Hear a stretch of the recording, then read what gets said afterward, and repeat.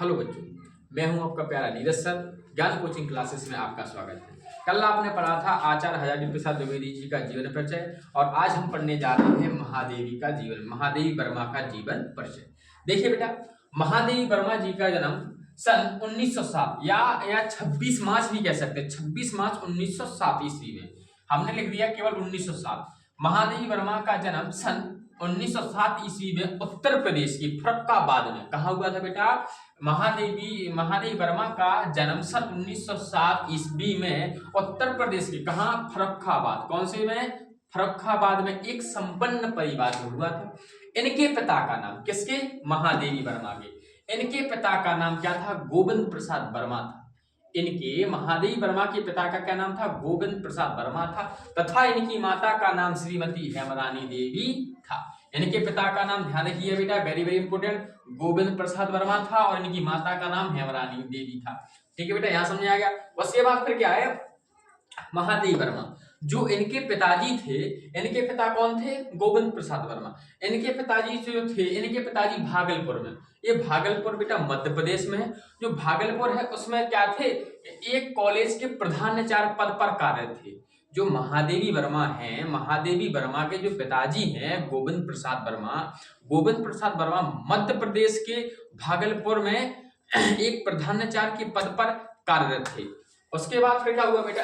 ये अब उनके बाद फिर इनका विवाह किसका? महादेवी वर्मा का। महादेवी वर्मा की विवाह केवल मात्र 11 वर्ष की अल्पायु में हो गया था। किसका? महादेवी वर्मा का। ध्यान रखिए, वेरी इंपोर्टेंट, इनका विवाह किसका? महादेवी वर्मा का विवाह मात्र 11 वर्ष की अल्पायु में ही हो गया था। कितने वर्ष की आयु में? मात्र 11 वर्ष की अल्पायु में। इनके विवाह हो जाने के उपरांत देखिए फिर क्या हुआ?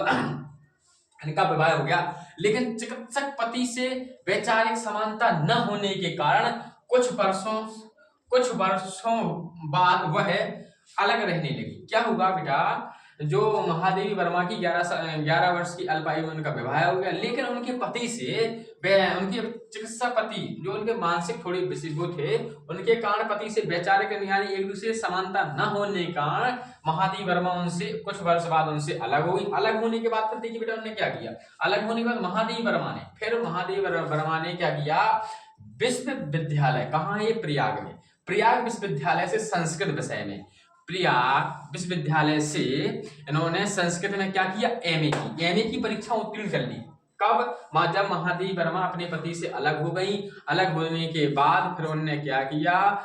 प्रयाग विश्वविद्यालय से इन्होंने संस्कृत से एमए में उत्तीर्ण परीक्षा की, यानी कि फिर एमए की परीक्षा इन्हें पास कर ली। एमए की परीक्षा इन्हें पास करने के बाद, और एमए ने कैसे करी महादेवी वर्मा ने बेटा? एमए जो की हुई है वो संस्कृत सब्जेक्ट से। किस विषय से? संस्कृत सब्जेक्ट, ये ध्यान रखना जरा। उसके बाद क्या हुआ? फिर इनकी नियुक्ति, किसकी नियुक्ति? महादेवी वर्मा की। फिर इनकी नियुक्ति प्रयाग महिला विद्यापीठ में प्रधानाचार्य के पद पर हुई। जब इन्होंने बेटा महादेवी वर्मा ने जब संस्कृत सब विषय से इन्होंने क्या कर लिया? एमए कर लिया। एमए करने के बाद इनको क्या हुआ? फिर उन्होंने क्या हुआ? इनको एक नियुक्ति पत्र मिला, और कहाँ का मिला? प्रयाग महिला विद्यापीठ में प्रधानाचार्य के पद पर, प्रिंसिपल जिसे हम बोल सकते हैं। प्रिंसिपल कहां पे? ये महिला विद्यापीठ पर प्रिंसिपल के पद पर नियुक्त किया गया। नियुक्त करने के बाद क्या हुआ बेटा? कुछ समय के पश्चात इन्होंने क्या हुआ? इस पद से अवकाश ग्रहण कर लिया। अवकाश ग्रहण करने का मतलब हम कह सकते हैं कि इनने उस पद से, जो प्रधानाचार्य का पद था, इनने उस पद से इस्तीफा दे दिया कि भाई अब हमें यह नौकरी नहीं करनी है। फिर बेटा देखो उससे क्या हुआ? जब इनने क्या अवकाश ग्रहण कर लिया, फिर कुछ वर्षों तक ही, उसके बाद फिर इनने क्या किया? कुछ वर्षों तक उत्तर प्रदेश विधान परिषद की सदस्य के रूप में भी मनोनीत रही। उसके बाद फिर क्या हुआ? उत्तर प्रदेश की विधानसभा परिषद में सदस्य के रूप में भी ये मनोनीत रही, यानी सदस्य बनी रही कुछ वर्षों तक। फिर क्या हुआ? इन्होंने बेटा जब ये सदस्य उत्तर प्रदेश की विधानसभा परिषद की सदस्य बनी रही, उसके उपरांत क्या हुआ बेटा? इन्होंने कुशल संपादन में फिर उन्होंने क्या किया? इन्होंने अपनी पत्रिका जारी की। वो क्या है? चांद पत्रिका।